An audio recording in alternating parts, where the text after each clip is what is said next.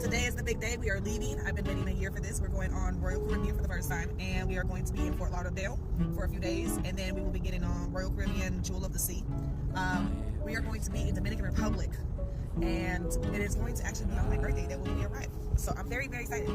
This is me and my son's birthday cruise. You can't see the other child because she's asleep, but we're on our way to the airport. We're driving to Chicago O'Hare right now.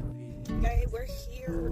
I'm so excited to try Spirit for the first time because, you know, they saying who's gonna get you there better than the Holy Spirit, of course. We already prayed before we left. That was very important. All right, don't do that. We just left Spirit and dropped off our bag. I got my carry-on. Yeah, let's do this. I love how they got a little area where kids can go play. That's pretty cool. I'm at Spirit. We had to stop and get some melatonin for Miss Ma'am's over. We also got some gum for our ears when we ride on this plane. My dumb ass said ride. When we flying on this plane. They go to the plane, y'all. Yes, I'm so glad we prayed before we got on this plane. All right, y'all, we done bought these very, very expensive chips that we really shouldn't have gotten. Okay, so we got to our room.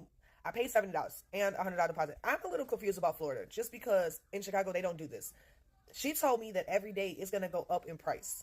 Meaning that if I checked out and I got another room, it'll be $100 for the next day. And then the day after that, it's going to be $150. And I'm like, I'm so confused. Why in Florida do the rooms go up every single day? Why is there no base pay? Because I know in Chicago, you could get a base pay for the entire time that you're staying there. I'm just really confused about that. But anyways, it's been a very interesting day already. So the room that I'm in is not, it's a motel, but it's decent. You know what I'm saying? Like, I could tell they did a lot of remodeling. It looked okay so far. You know, I could tell that they remodeled the floors and repainted the walls and the bathroom and everything. So we decided to go to a gas station called Wawa. It's like 3 minutes away in walking distance. And I really don't know where I'm at because this is the first time for me. So as I'm walking, I get to the corner before I turn to get to Wawa, right? Like, you know what I'm saying? Like, I don't know where the fuck I'm at.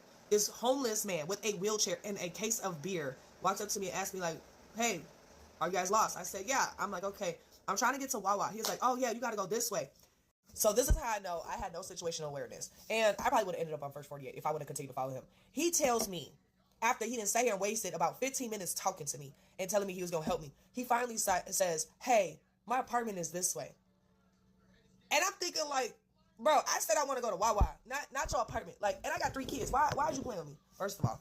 I was like, you know what? I hope you have a great day, sir. Because he kept trying to bring that up. And I was like, no, I'm okay. I'm not trying to go to your apartment. I'm trying to go to the convenience store. I'm trying to go to the gas station because I got kids. And then he just like kept looking at my boobs the whole time. Like, you're a weird, creepy man. Like, I'm going to need you to chill. Like, you old enough to be my grandpa. And you want to sit here and try to talk to me. That's so weird in front of my kids.